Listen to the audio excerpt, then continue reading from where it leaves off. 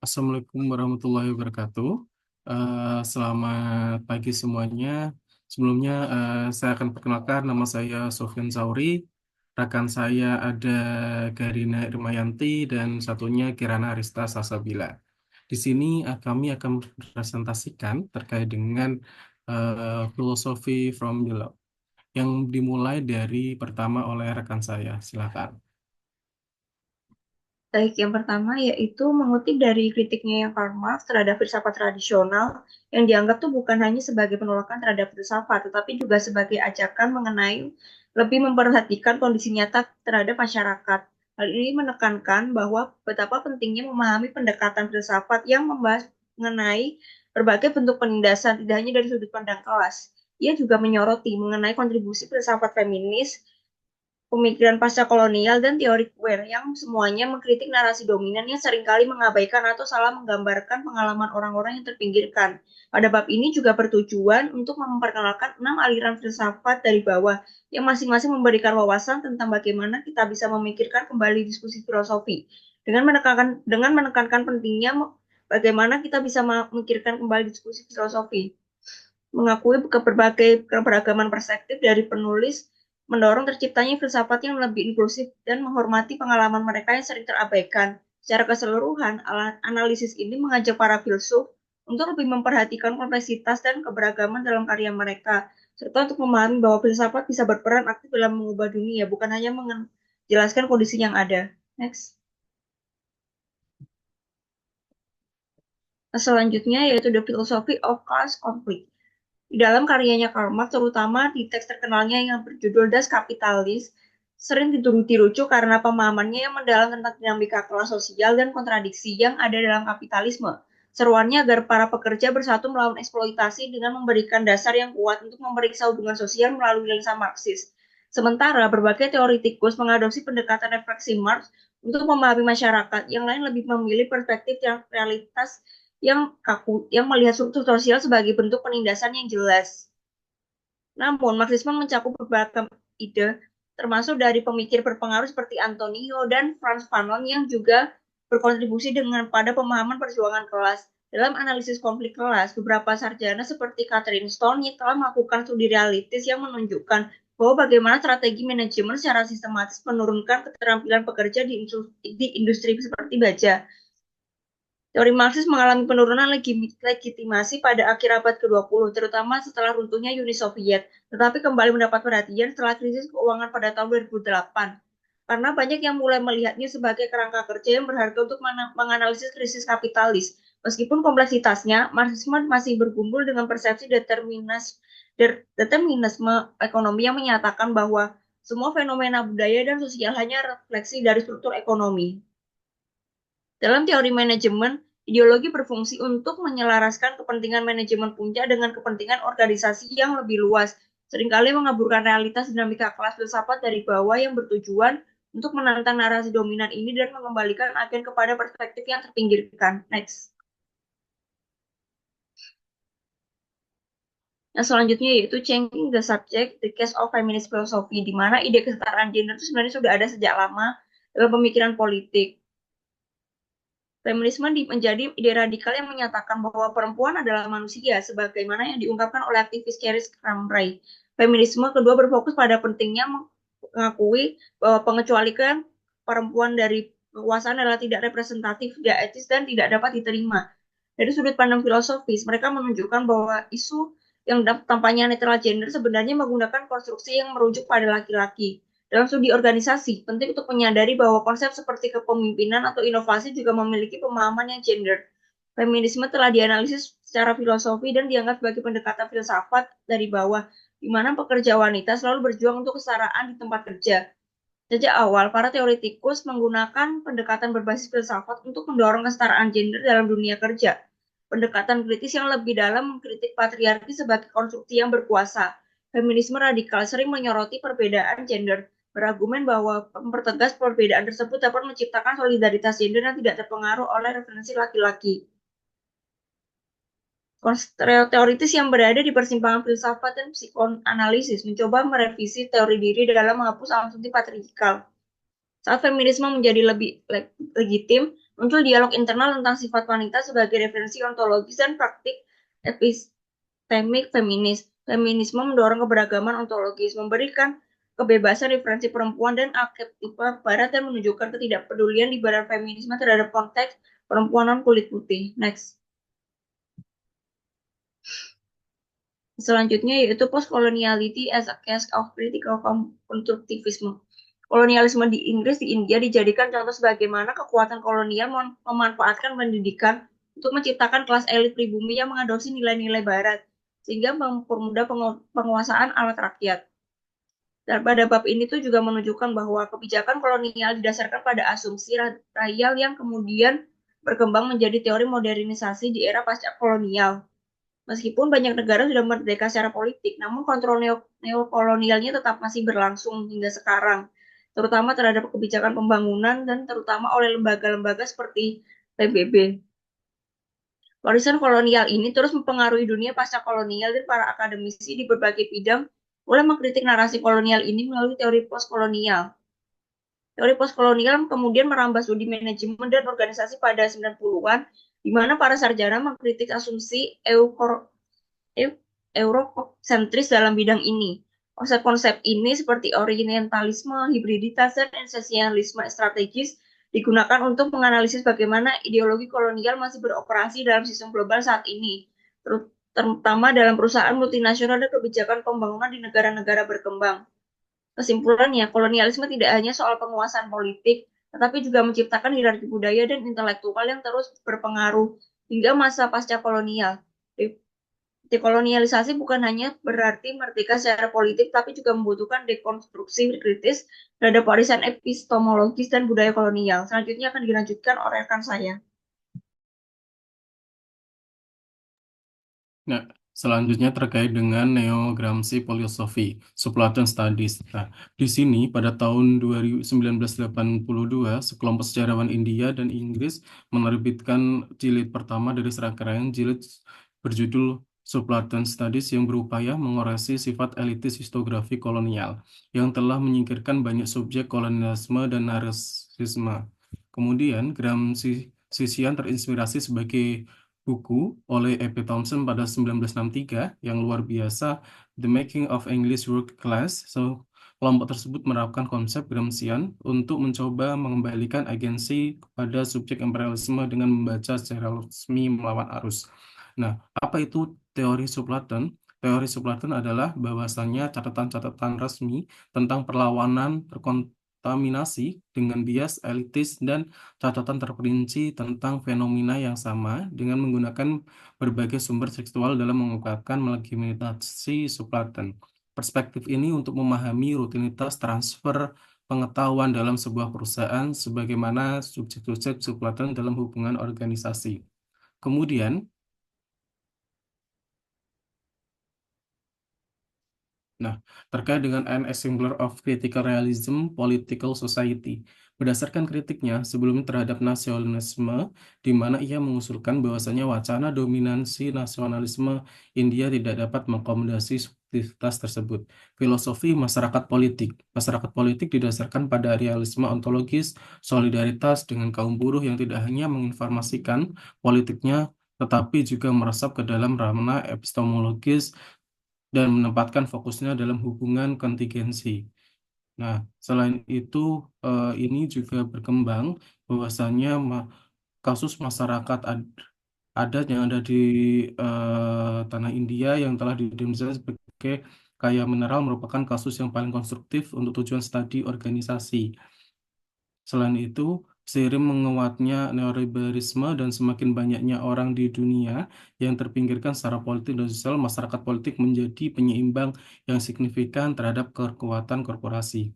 Masyarakat politik juga dapat memberikan kerangka teoritis yang sangat dibutuhkan dan berguna. Selanjutnya, refleksif ontologi The Case of Critical Transnationalism.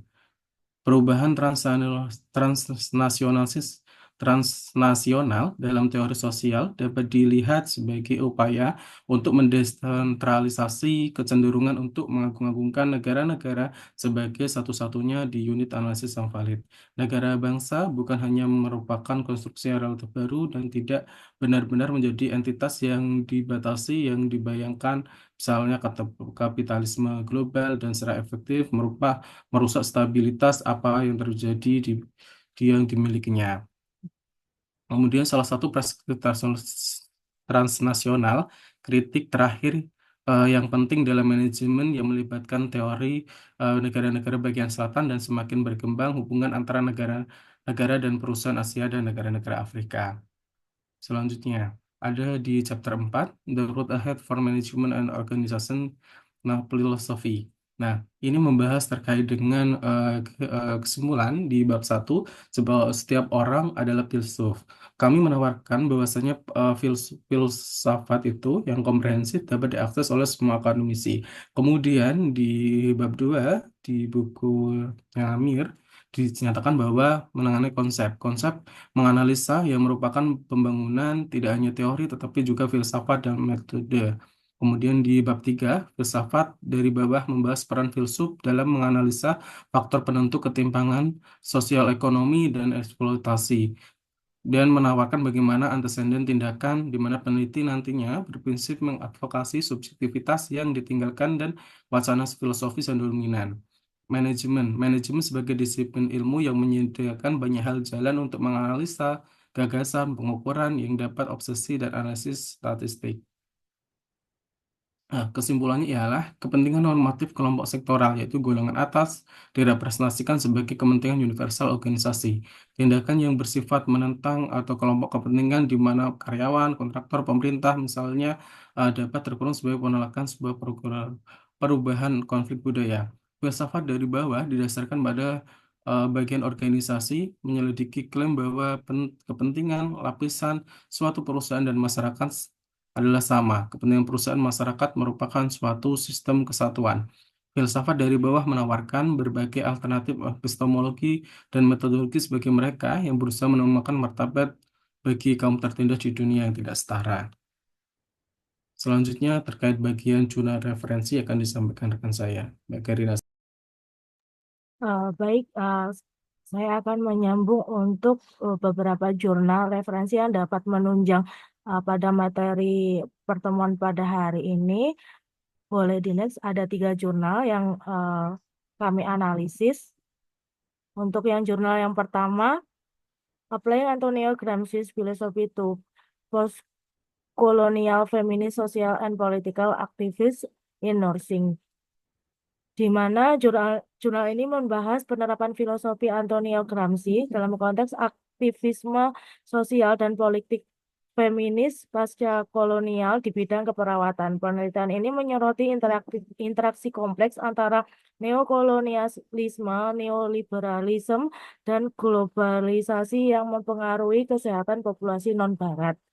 Sedangkan untuk latar belakang dari jurnal ini sendiri, di mana fokus pada tantangan yang dihadapi oleh populasi non-Barat dalam konteks kesehatan serta bagaimana ideologi neokolonial dan neoliberal yang mempengaruhi praktik keperawatan. Penelitian ini juga menekankan pentingnya keperawatan sebagai bentuk aktivisme sosial. Sedangkan dari segi tujuannya sendiri, untuk mengeksplorasi bagaimana teori feminisme pasca kolonial dapat digunakan untuk meningkatkan praktik keperawatan dan mengatasi ketidakadilan kesehatan yang dihadapi oleh populasi yang terpinggirkan.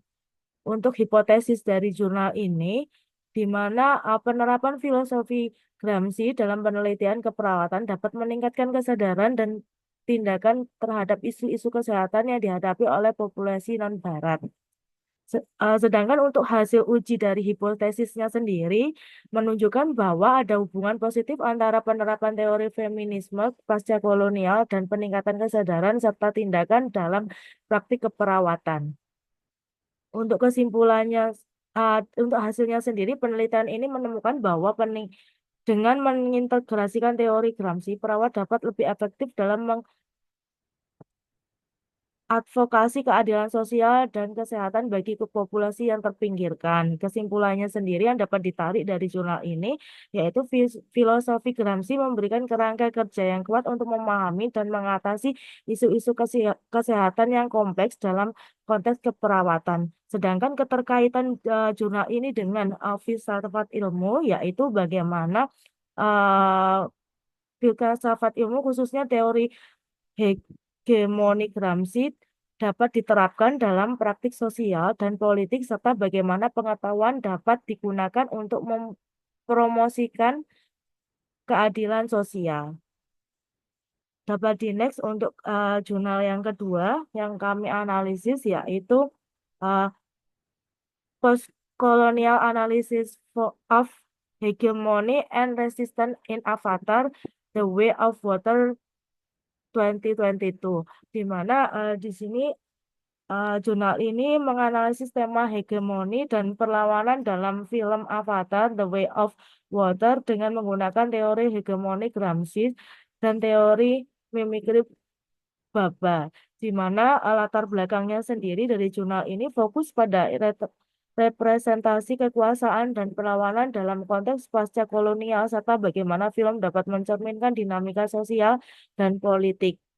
Tujuan dari penelitian ini sendiri untuk mengeksplorasi bagaimana elemen linguistik dan visual dalam film menggambarkan tema hegemoni dan perlawanan. Untuk hipotesisnya sendiri, bahwa film tersebut menggunakan simbol dan metafora untuk menggambarkan konflik antara kekuasaan dominan dan perlawanan. Untuk hasil uji yang eh, sesuai dengan hipotesis, menunjukkan bahwa film berhasil menyampaikan pesan tentang perlawanan terhadap hegemoni melalui berbagai elemen visual dan naratif. Hasil penelitiannya sendiri bahwa eh, film Avatar The Way of Water secara efektif menggambarkan perjuangan perlawanan kekuasaan kolonial melalui karakter dan plot yang kompleks.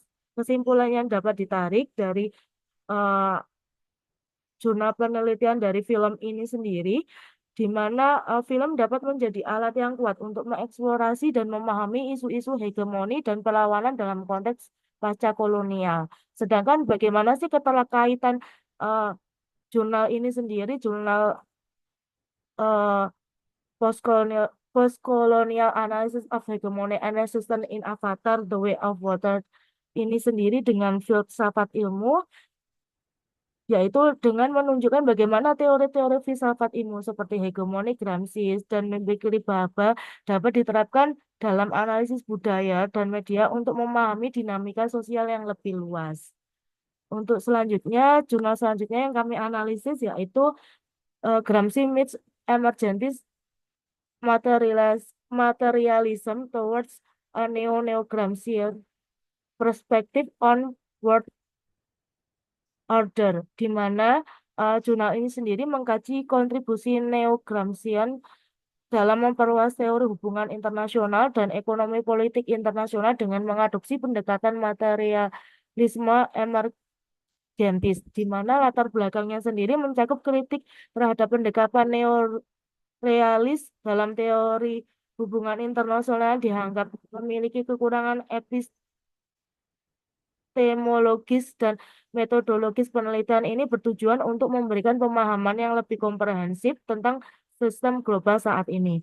Tujuan dari jurnal penelitian ini sendiri untuk mengembangkan kerangka teoritis yang lebih baik untuk menganalisis dinamika dunia kontemporer dengan menggunakan perspektif neo-Gramscian. Sedangkan hipotesis dari penelitian ini sendiri, pendekatan neo-Gramscian yang lebih holistik dapat memberikan wawasan yang lebih baik tentang perubahan dalam tatanan dunia. Bagaimana sih hasil uji dari hipotesisnya sendiri, di mana menunjukkan pendekatan ini mampu menjelaskan dinamika sosial, dinamika kekuasaan global dengan lebih baik dibandingkan dengan pendekatan tradisional. Sedangkan hasil yang dapat diambil dari penelitian ini sendiri dengan mengadopsi materialisme emergentis, analisis terhadap tantangan dunia dapat dilakukan dengan lebih mendalam, memperhitungkan faktor-faktor sosial, politik, ekonomi yang saling terkait. Kesimpulan dari jurnal ini sendiri bahwa pendekatan neo-Gramscian yang lebih komprehensif dapat membantu dalam memahami dan mengatasi tantangan yang dihadapi oleh tatanan dunia saat ini. Bagaimana sih keterkaitan antara jurnal ini dengan filsafat ilmu, di mana filsafat ilmu dapat digunakan untuk mengembangkan teori-teori baru dalam memahami hubungan internasional dan dinamika kekuasaan global. Nah, bagaimana sih keterkaitan rangkuman dari ketiga jurnal ini menurut teori dari filsafat ilmu sendiri? Boleh di next, Mas. Yang pertama, filosofi from below, the philosophy of class conflict, di mana menekankan pentingnya perspektif dari kelas bawah dalam memahami dinamika sosial dan konflik kelas. Filsafat dari bawah berargumen bahwa pengetahuan dan teori seringkali dihasilkan dari pengalaman dan perjuangan kelompok yang terpinggirkan. Ini mengajak kita semua untuk mempertimbangkan bagaimana struktur kekuasaan mempengaruhi produksi pengetahuan. Nah, untuk contoh penerapannya sendiri di bidang manajemen, dapat diambil sebagai contohnya antara lain seorang manajer yang menerapkan filosofi ini mungkin akan melibatkan karyawan dari semua tingkatan dalam pengambilan keputusan, mendengarkan masukan dari para tim kerja atau karyawan dan mengakui pengalaman mereka dalam proses kerja. Misalnya dalam sebuah perusahaan, manajer dapat mengadakan forum diskusi untuk mendengarkan keluhan dan ide dari karyawan sehingga menciptakan lingkungan kerja yang lebih inklusif. Yang kedua, changing the subject, the case of feminist filosofi sendiri, bagaimana feminis berupaya untuk mengubah fokus dalam diskursus filosofi dan menantang pandangan yang didominasi oleh perspektif laki-laki. Filsafat ini menekankan pentingnya pengalaman perempuan dan bagaimana gender mempengaruhi produksi pengetahuan. Untuk contoh penerapannya di bidang manajemen sendiri, dapat terlihat dalam kebijakan perusahaan yang mendukung kesetaraan gender, seperti program mentoring untuk perempuan atau kebijakan cuti melahirkan yang lebih baik. Misalnya, perusahaan dapat menerapkan program pelatihan kepemimpinan khusus untuk perempuan untuk meningkatkan representasi mereka dalam posisi manajerial sehingga dapat terjadi kesetaraan gender yang dapat meningkatkan kinerja dari perusahaan itu sendiri lebih baik. Yang ketiga, coloniality as a case of critical constructivism, di mana pengetahuan dan identitas dibentuk dalam konteks sejarah kolonial. Pendekatan konstruktivitis kritis ini menekankan bahwa realitas sosial dibentuk oleh interaksi sosial dan kekuasaan. Untuk penerapan dalam bidang manajemen sendiri, perusahaan multinasional dapat menerapkan pendekatan ini dengan memahami dan menghormati budaya lokal di negara tempat mereka beroperasi. Misalnya, perusahaan dapat menyesuaikan produk dan strategi pemasaran mereka untuk mencerminkan nilai-nilai tradisi lokal sehingga menciptakan hubungan yang lebih baik dengan konsumen.